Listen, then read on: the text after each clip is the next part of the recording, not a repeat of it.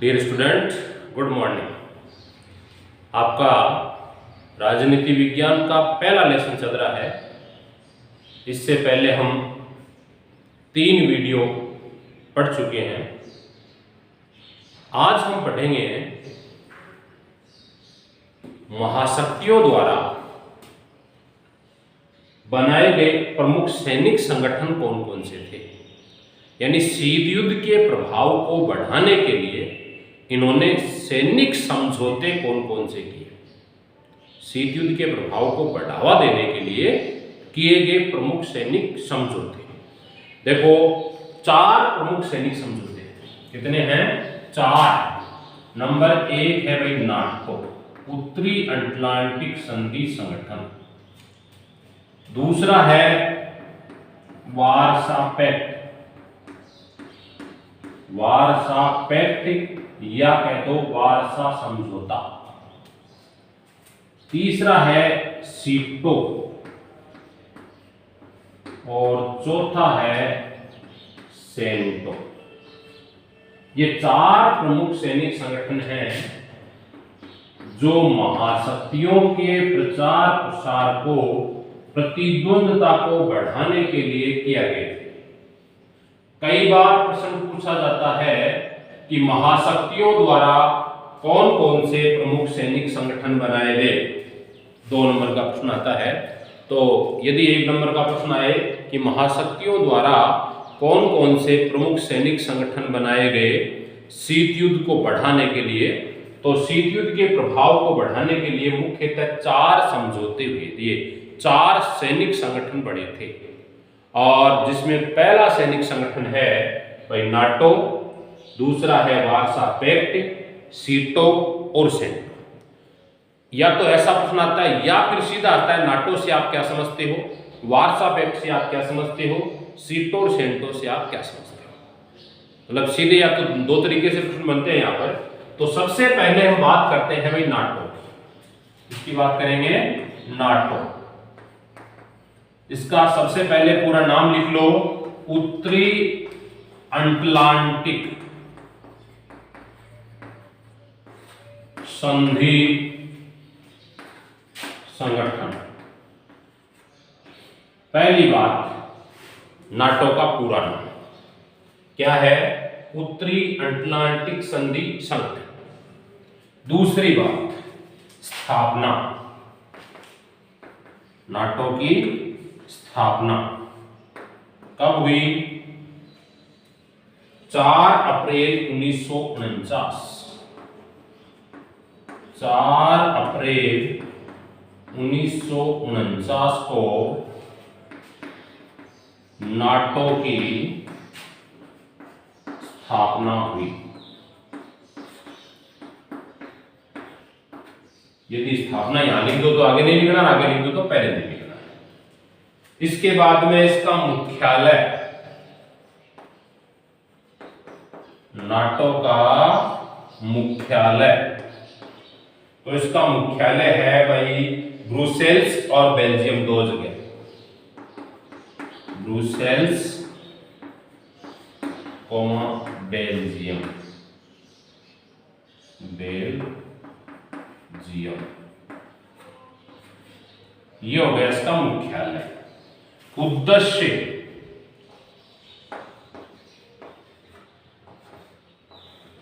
ये कई बार पूछा जाता है नाटो के देशों, शामिल देशों का उद्देश्य क्या था। तो नाटो की स्थापना के समय 12 देश थे। कितने देश थे?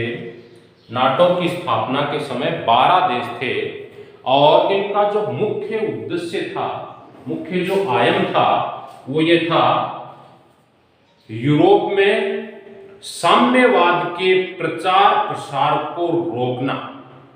यूरोप में साम्यवाद के प्रचार प्रसार को रोकना एवं किसी एक देश पर आक्रमण होता है तो उस आक्रमण को सामूहिक माना जाएगा।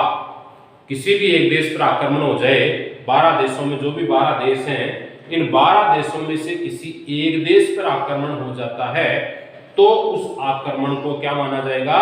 सामूहिक माना जाएगा और सभी देश मिलकर इसका प्रत्युत्तर देंगे।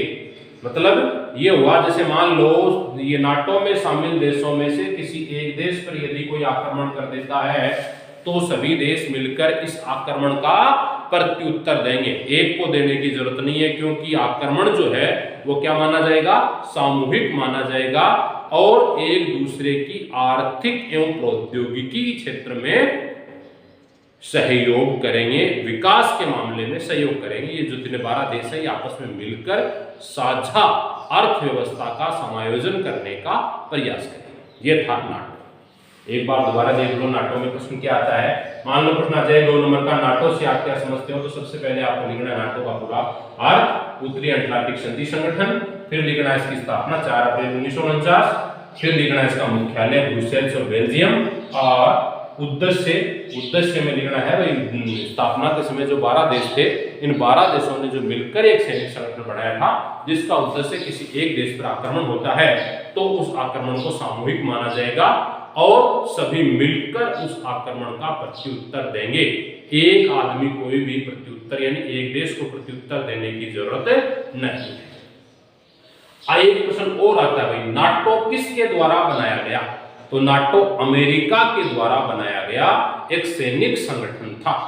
नाटो क्या था, नीचे की लाइन में लिख लेना कि नाटो अमेरिका तथा उसके सहयोगी राष्ट्रों द्वारा बनाया गया सैनिक संगठन था। यह तो गया नाटो। उसके बाद नंबर 2 आता है भाई वार्सा पैक्ट। नंबर 2 कौन सा आता है, वार्सा पैक्ट। वार्सा पैक्ट किसके द्वारा बनाया गया, सोवियत संघ रूस के द्वारा। वार्सा पैक्ट किसके द्वारा बनाया गया, सोवियत संघ रूस के द्वारा 1955 में बनाया गया। इसको भी लिख लो भाई, वार्सा पैक्ट पहली बात किसके द्वारा बनाया गया, सोवियत संघ रूस के द्वारा बनाया गया। इसकी स्थापना कब हुई, इसकी स्थापना 1955 में हुई। इसका मुख्य उद्देश्य क्या था, तीनों चीजें यही है सेम, है ना।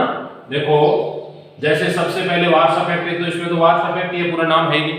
दूसरा इसकी स्थापना, तो स्थापना 1955 में। इसके बाद में बात करें हम, इसमें जो इसका उद्देश्य जो था वो क्या था, उद्देश्य था यूरोप में नाटो के देशों का प्रतिरोध करना और सभी देश मिलकर सहयोग की अर्थव्यवस्था अपनाना, या दूसरे शब्दों में हम यूं कह सकते हैं कि नाटो का वार्सा पैक्ट का मुख्य उद्देश्य नाटो के देशों का प्रतिरोध करना, यानी नाटो में जो 12 देश शामिल हैं उन 12 देशों का प्रतिरोध करना और अपनी अर्थव्यवस्था को मजबूत बनाना वार्सा पैक्ट का प्रमुख उद्देश्य था।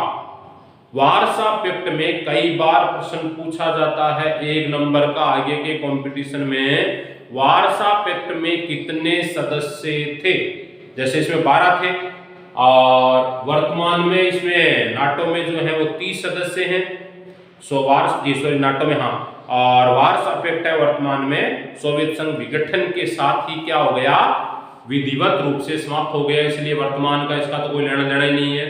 जब स्थापना हुई थी वो याद रखना है, स्थापना के समय इसमें कितने सदस्य थे, 7 सदस्य थे, और 7 देशों में नाटो के देशों का प्रतिरोध करना, यूरोप में उनका मुकाबला करना इनका मुख्य लक्ष्य था, और साम्यवाद का प्रचार प्रसार करना था।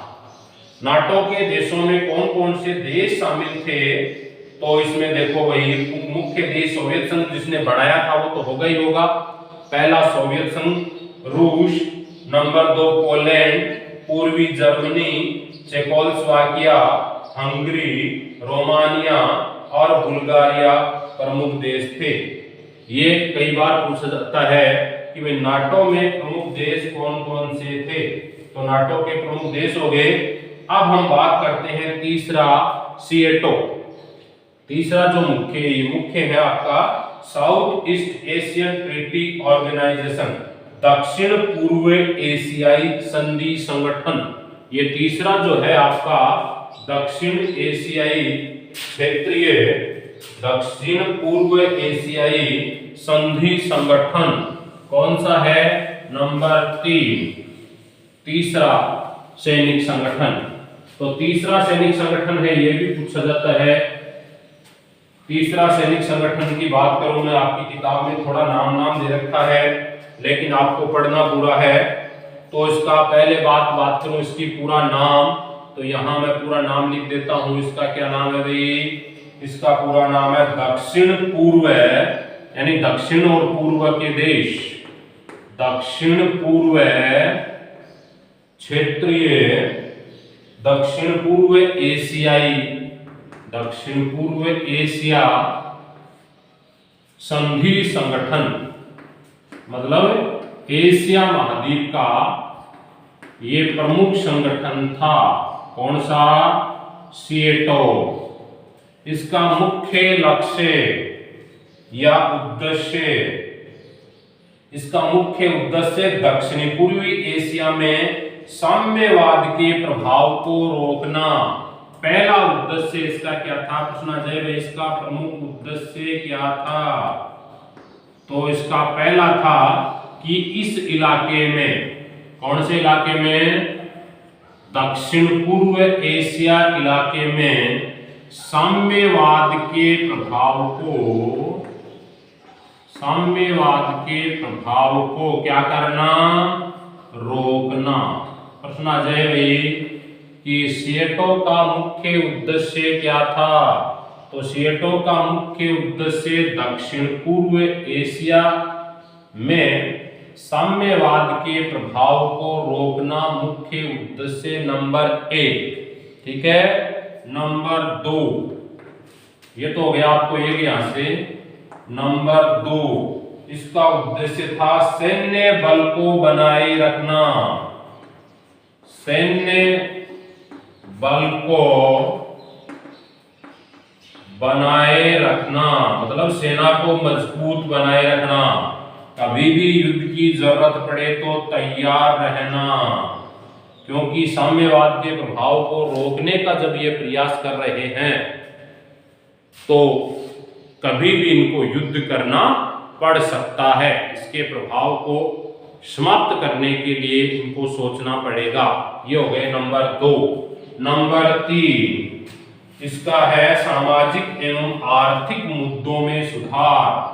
इन जो भी इस देश का, जिस संगठन का सदस्य होगा, इसकी सामाजिक एवं आर्थिक मुद्दों में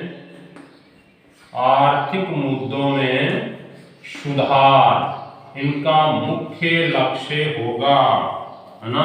सामाजिक एवं आर्थिक मुद्दों में सुधार। इससे तात्पर्य ये हुआ कि समाज में फैली हुई बुराइयां, समाज में फैली हुई कुरीतियां, इन कुरीतियों को समाप्त करेंगे, समाज का सर्वांगीण विकास करने की बात सोचेंगे, समाज में फैली हुई कुरीतियों को दूर करेंगे और सब मिलकर आर्थिक विकास करके इंफ्रास्ट्रक्चर ऑफ विकास, मतलब डेवलपमेंट, यानी ढांचागत विकास, यानी जो जो कमियां हैं उन कमियों को बढ़ावा देने का पुरजोर प्रयास इस संगठन के द्वारा किया जाएगा।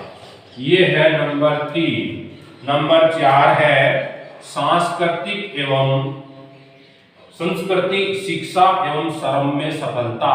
अपनी संस्कृति को बरकरार रखना, संस्कृति शिक्षा को बढ़ावा देना, इनका मुख्य लक्ष्य। सैनिक संगठन तो है ही है, इन सैनिक संगठन के साथ ही साथ अपनी संस्कृति का प्रचार प्रसार करना, शिक्षा को बढ़ावा देना और श्रम के लिए, रोजगार के लिए बहुत सारे साधन उपलब्ध करवाना इसका मुख्य लक्ष्य था। और नंबर 5 मुख्य लक्ष्य है उसका कृषि और चिकित्सा के क्षेत्र में।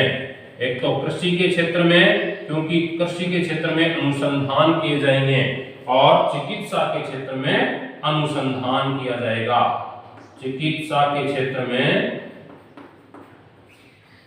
अनुसंधान मतलब टेक्नोलॉजी को बढ़ावा देना ताकि उत्पादन ज्यादा हो सके, ये इसका मुख्य लक्ष्य था।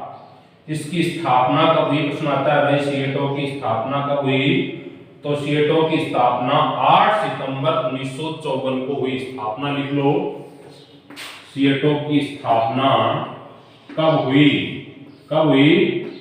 8 सितंबर 1954 8 सितंबर 1954 कहां हुई? मनीला। इसलिए इस संधि को मनीला संधि के नाम से भी जाना जाता है। कई बार कंपटीशन में, एग्जाम में ये प्रश्न आता है कि मनीला संधि किसको कहा जाता है? तो किसे कहोगे भाई मनीला संधि? मनीला संधि तो ये हो गया आपकी कौन सी भाई? सिएटो को। क्यों कहोगे? क्योंकि ये संधि 8 सितंबर 1954 को कहां हुई थी? मनीला में हुई थी, इसलिए इसको मनीला संधि के नाम से भी जाना जाता है। ये इनका प्रमुख लक्ष्य था। अगला है सेंटो। नया सेंटो अंतिम। और सेंटो की यदि बात करें तो सेंटो का दूसरा नाम है बगदाद संधि। सेंटो का दूसरा नाम क्या है? बगदाद संधि। आपको आगे जब आप बीए थर्ड ईयर में पढ़ोगे तो आपको इसका नाम क्या मिलेगा भाई? बगदाद संधि। यानी बीए जब करोगे आप तो इसका नाम क्या मिलेगा आपको? बगदाद संधि। जैसे इसको मनीला संधि कहते हैं, उसी प्रकार इसको किस नाम से जानते हैं भाई? बगदाद संधि के नाम से जानते हैं। क्लियर? अब क्यों जानते हैं बगदाद में हुई थी पहली संधि? इसलिए यह संगठन कब बना? 1955 में बना। इसकी स्थापना कब हुई? स्थापना हुई इसकी 1955 में, 1950 में इसकी स्थापना हुई। कहां हुई? तो ये सीधा सा प्रश्न है। इसको बगदाद संधि कहते हैं, तो बगदाद में हुई इसकी स्थापना। और स्थापना के बाद 1959 में इराक द्वारा इस संधि से बाहर निकलने के बाद इसका नाम रखा गया सेंटो। पहले इसका नाम क्या था? 1955 में इसका नाम था बगदाद और 1959 में इसका नाम रख दिया गया सेंटो। क्योंकि जो ग्रेट ब्रिटेन है ये इस संधि से बाहर हो गया, इसलिए इसका नाम बाद में रख दिया गया सेंटो। ये थे आपके 4 सैनिक प्रमुख संगठन। अब ये इन्होंने शीत युद्ध के प्रभाव को कैसे बढ़ाया? अब देखो इसकी बात करता हूं। देखो अमेरिका ने अपने प्रभाव को जमाने के लिए क्या बनाया? नाटो बनाया। वार्सा पैक्ट आपने पढ़ा। अमेरिका का प्रत्युत्तर देने के लिए इन्होंने क्या बनाया? इन्होंने बनाया भाई वार्सा पैक्ट, यानी वार्सा समझौता बनाया। ठीक है। अमेरिका ने और ज्यादा प्रभाव बढ़ाने के लिए साम्यवाद के प्रभाव को रोकने के उद्देश्य है ना, साम्यवाद के प्रभाव को रोकने के मतलब ये सोवियत संघ के विरोधी था और ये सेंटो ब्रिटेन वगैरह सब मिले हुए थे, तो ये भी इसके विरोधी थे। इसलिए इन्होंने क्या किया? जब ये अमेरिका ने बनाए तो इन्होंने चीन के साथ, क्योंकि चीन में कौन सी व्यवस्था थी? साम्यवादी व्यवस्था, इसलिए चीन के साथ इन्होंने अपनी दोस्ती बढ़ाई और शीत युद्ध के प्रभाव को इन्होंने बढ़ाने का प्रयास किया। ये आपका प्रश्न बनता है। यहां से 4 मुख्यतः एक साथ भी बन सकते हैं, अलग अलग भी पूछ सकते हैं। महाशक्तियों द्वारा बनाए गए प्रमुख सैनिक संगठन कौन कौन से हैं? तो 4 नाम लिखने आपको: नाटो, वार्सा पैक्ट, सीटो और सेंटो। अलग अलग पूछा जाए तो मैंने आपको सब बता दिया। इनका पूरा नाम क्या है, इनकी स्थापना कब हुई, इनका प्रमुख उद्देश्य क्या है और ये किस आधार पर कार्य करते हैं। ये हो गया भाई आपका शीत युद्ध के ये महाशक्तियों द्वारा बनाए गए प्रमुख सैनिक संगठन। अगला प्रश्न बनता है भाई शीत युद्ध के प्रमुख दायरे, मतलब शीत युद्ध के दौरान क्या क्या हुआ। दायरे का मतलब है शीत युद्ध के दौरान क्या क्या हुआ। तो दायरों की बात करें तो आप जो पहले पढ़ चुके हो वही है। 2 नंबर का प्रश्न आता है ये भी, शीत युद्ध के प्रमुख दायरे कौन कौन से हैं, है ना। ये कितने नंबर का प्रश्न बनता है? 2 नंबर का। तो शीत युद्ध के दायरे मुख्यतः हैं कौन कौन से भाई, इसको अभी बता देंगे। अगला प्रश्न बनता है आपका शीत युद्ध के प्रमुख दायरे, क्षेत्र, कौन कौन से कार्य हुए, विवाद किन किन जगह हुआ, विवाद बनने की स्थिति कहां कहां आई, दोनों महाशक्तियां एक दूसरे के आमने सामने कहां खड़ी हुई, युद्ध होता ऐसी स्थिति कब हुई, इसे बोलते हैं शीत युद्ध के दायरे। तो नंबर 1 है भाई शीत युद्ध के दायरे की बात करें तो 1948 में शीत युद्ध की प्रारंभिक दौर मान लो 1948 में बर्लिन की नाकेबंदी, यहां से शीत युद्ध प्रारंभ होता है, बर्लिन की नाकेबंदी। अब ये आपको यहां पढ़ने की जरूरत नहीं है कि बर्लिन की नाकेबंदी, हालांकि काम में आने वाली चीज है ये बर्लिन की नाकेबंदी। प्रश्न आपका 2 नंबर का आता है, यहाँ से सीधा प्रश्न आएगा कि शीत युद्ध के प्रमुख दायरे कौन कौन से हैं। तो शीत युद्ध के दायरे में पहले बात है आपको क्या करना है, 1948 में क्या हुआ था, बर्लिन की नाकेबंदी हुई थी। नाकेबंदी को बर्लिन को 2 भागों में बांटकर विभाजित करने का कार्य किया गया था। नंबर 2 है कोरिया संकट। 1950 में कोरिया संकट, 1950 में कोरिया संकट, ठीक है। नंबर 3 है आपका 1956 में हंगरी में सोवियत संघ का हस्तक्षेप। 1956 में हंगरी देश का नाम है, भूखी वाली नहीं, हंगरी में सोवियत संघ का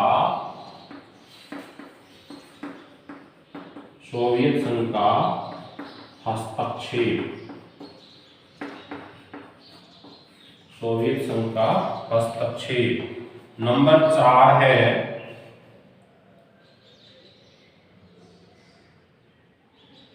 1954 से 1975 तक, ये पहले आएगा भाई, 1954 से 1975 तक, 1954 से 1975 तक वियतनाम में अमेरिका का हस्तक्षेप, वियतनाम में अमेरिका का हस्तक्षेप। सन के हिसाब से लिखो, तो पहले लिख दो बाद लिख दो, कोई फर्क नहीं पड़ता। नंबर 5 है आपका क्यूबा मिसाइल संकट। अक्टूबर 1962 का क्यूबा मिसाइल संकट, यानी 1962 का क्यूबा मिसाइल संकट, जिसको आपने पहले वीडियो में पूरा पढ़ चुके हो। और छठा है सबसे इंपॉर्टेंट, जिसको अभी हम आगे बढ़ेंगे, छठा है गुटनिरपेक्ष देशों का उदय। छठा है गुटनिरपेक्ष, इसको पूरा पढ़ेंगे हम, गुटनिरपेक्ष देशों का उदय। ये हो गए इसके शीत युद्ध के प्रमुख दायरे। अब अगला प्रश्न बनता है भाई, आपके शीत युद्ध के दायरे की बात कर रहे हैं तो पेज नंबर 14 पे टेबल बनी हुई है, आपकी सारणी बनी हुई है। उस सारणी से प्रत्येक साल प्रश्न पूछते हैं। मुख्य मतलब प्रश्न कैसे आता है पहले मैं बताऊं आपको, 2-3 तरीके से प्रश्न बनता है। वहां से पेज नंबर 14 निकाल लेना आप, और 14 पे एक सारणी बनी हुई है पूरी की पूरी।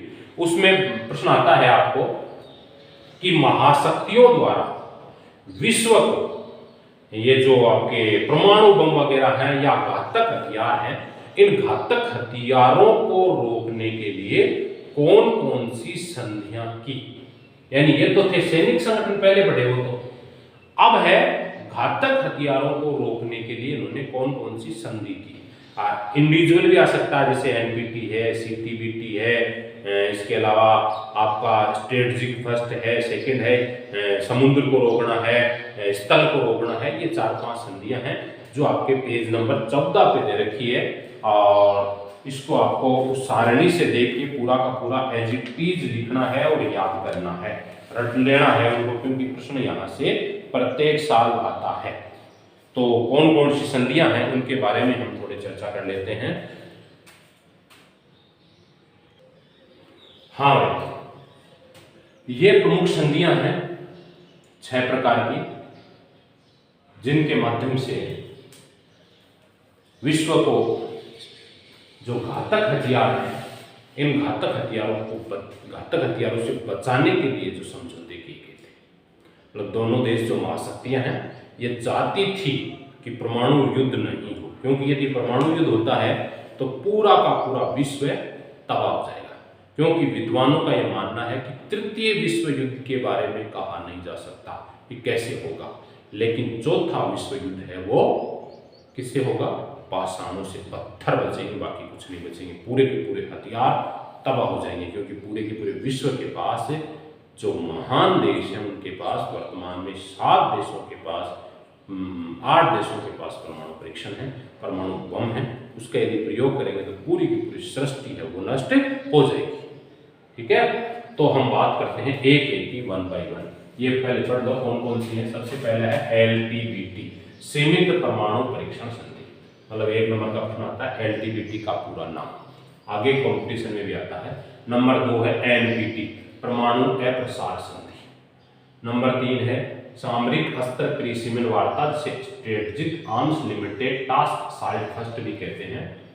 और नंबर 4 है सामरिक अस्त्र परिसीमन वार्ता, इसका द्वितीय चरण जो चला था वो, इसको भी strategic arms limited task second कहते हैं।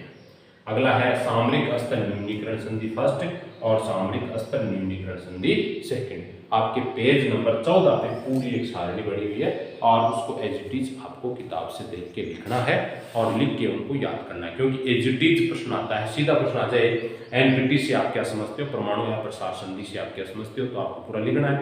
और एज इट इज कब बनी, ये मुख्य बातें उसकी, फिर भी इनको हम पढ़ लेते हैं क्या क्या उद्देश्य है, कैसे बनाएगी।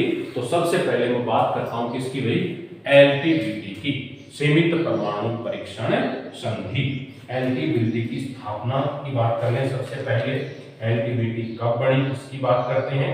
तो वायुमंडल और बाहरी अंतरिक्ष तथा पानी के अंदर परमाणु हथियारों के परीक्षण पर प्रतिबंध लगाने वाली इस संधि पर अमेरिका, ब्रिटेन और सोवियत संघ ने मास्को में 5 अगस्त 1963 को हस्ताक्षर किया।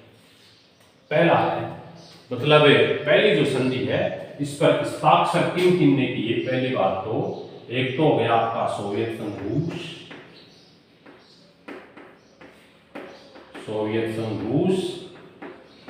ब्रिटेन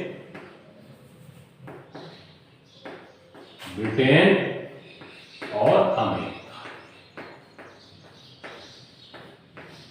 ठीक है, और कब किए, ये संधि कब बनी, तो इस संधि की मैं बात करूं, इसको नीचे वाले को पहले मिटा देता हूं, एक ही।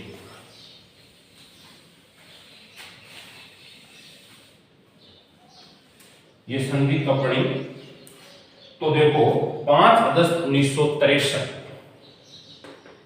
5 अगस्त 1963 को इन तीनों देशों के शासकों ने इस पर हस्ताक्षर किए। ये क्या था, ये था, एक तो था भाई पर्यावरण, खुला पर्यावरण, प्लस मतलब पर्यावरण कह दो या वायुमंडल कह दो, और एक जल में परीक्षण नहीं कर सकते, परमाणु परीक्षण का प्रयोग करने पर रोक लगेगी, है ना।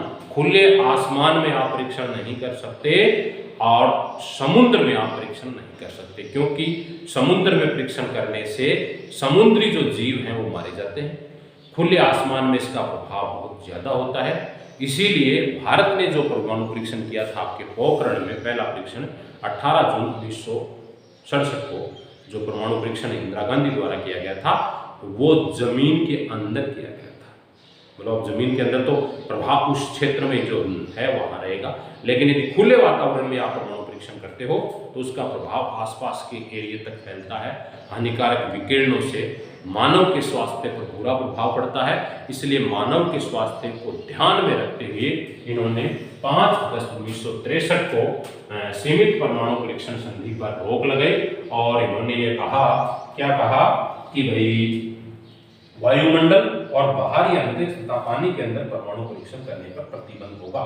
और ये जो संधि है 10 अक्टूबर 1963 से प्रभावी हो गई। ये संधि 10 अक्टूबर 1963 से प्रभावी हो गई। ये हो गया पहला।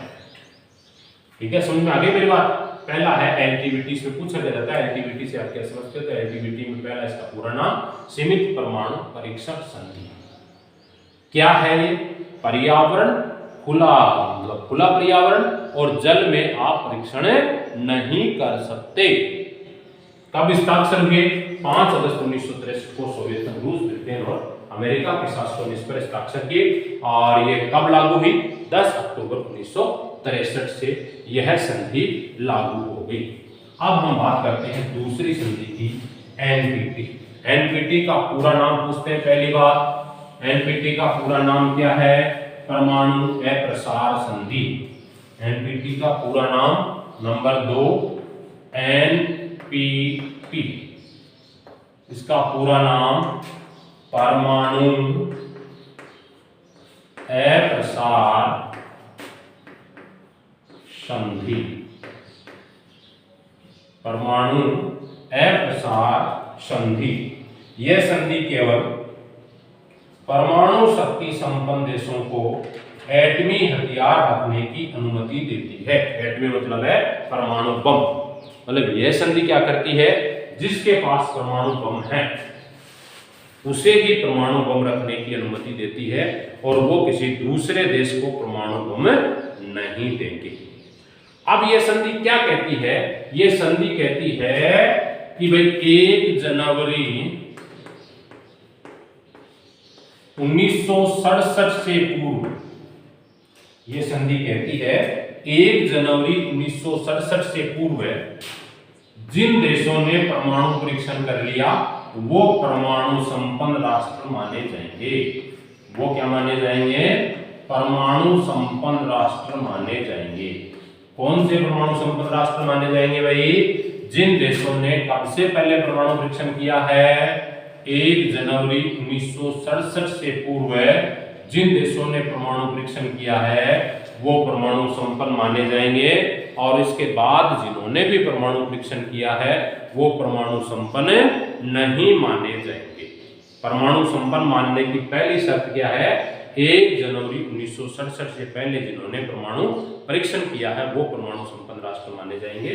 यदि बात करें परमाणु संपन्न राष्ट्रों की, तो परमाणु संपन्न राष्ट्र उस दौरान इससे पहले कितने थे भाई, 5 जो इसके स्थायी सदस्य हैं, याद रख लो। संयुक्त राष्ट्र संघ के जो स्थायी सदस्य देश हैं वही परमाणु संपन्न राष्ट्र माने जाएंगे, क्योंकि उससे पहले इन 5 देशों ने किया था।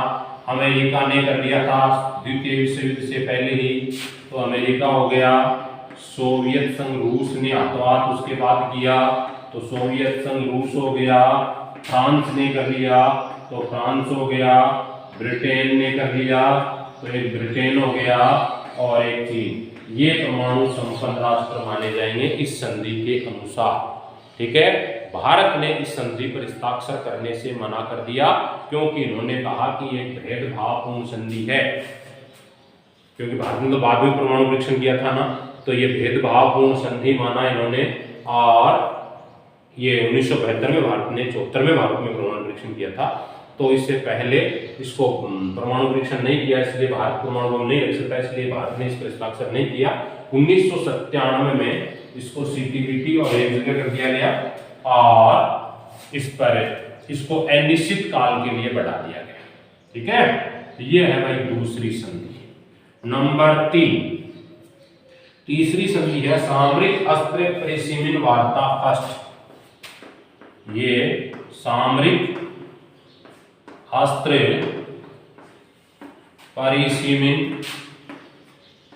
वार्ता फर्स्ट, इसका पहला चरण देखो कब चला। 2 चरण है इसके, एक फर्स्ट है सेमी एजिटीज, एक है सेकेंड। तो इसका प्रथम चरण पढ़ना है, ये कंपटीशन में इसमें आपके माध्यमिक शिक्षा राजस्थान बोर्ड की परीक्षा में आ चुका है 2013 के एग्जाम। ठीक है, तो प्रथम चरण कब चला और द्वितीय चरण कब चला, और इनका उद्देश्य एक साथ याद कर लोगे तो दोनों याद हो जाएंगे। ठीक है, तो देखो भाई पहला चरण की बात कर लूं मैं, तो सामरिक अस्त्र परिसीमन वार्ता का पहला चरण 1969 के नवंबर में आरंभ हुआ, है ना। पहला चरण कब हुआ, नवंबर 1969। नवंबर 1969 में किसका पहला चरण चला, सामरिक अस्त्र परिसीमन वार्ता का पहला चरण प्रारंभ हुआ। अब ये पहला चरण में क्या बात हुई, तो देखो इसमें पहले चरण में अमेरिका के राष्ट्रपति रिचर्ड निक्सन और सोवियत संघ के नेता लियोनिड ब्रेजनेव ने मॉस्को में 26 मई 1972 को निम्न समझौते पर हस्ताक्षर किए। नंबर 1 है परमाणु मिसाइल परिसीमन संधि पर सामरिक रूप से घातक हथियारों के परिसीमन के बारे में अंतरिक्ष समझौता।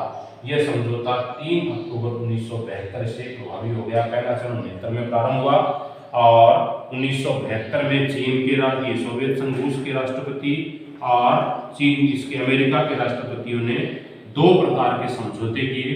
उन समझौतों का मुख्य लक्ष्य था कि इसमें अंतरिक्ष में और वायुमंडल में किसी प्रकार का कोई नुकसान नहीं हो, वायुमंडल के प्रभाव को रोकने का प्रयास इन्होंने किया था। ये था पहला चरण। दूसरे चरण की मैं बात करूं तो दूसरा चरण इसका प्रारंभ हुआ नवंबर 1972 में, और अमेरिका का राष्ट्रपति उस दौरान था जिमी कार्टर और सोवियत संघ का नेता था लियोनिड ब्रेजनेव ने 18 जून 1979 को सामरिक रूप से घातक हथियारों को रोकने की संधि पर हस्ताक्षर की। दूसरा चरण है, उसमें ये दोनों चीजें आपको याद रखनी है। पहला चरण कब हुआ, दूसरा चरण कब हुआ, और दोनों का ही लक्ष्य क्या था। दोनों का मुख्य लक्ष्य था जो भी परमाणु हथियार हैं, जो पर ये देखो सामरिक स्तर परिसीमन का मतलब रोकना, प्रतिबंध लगाने का प्रयास करना, दोनों में ही किया गया था। तीसरा और चौथा क्लियर।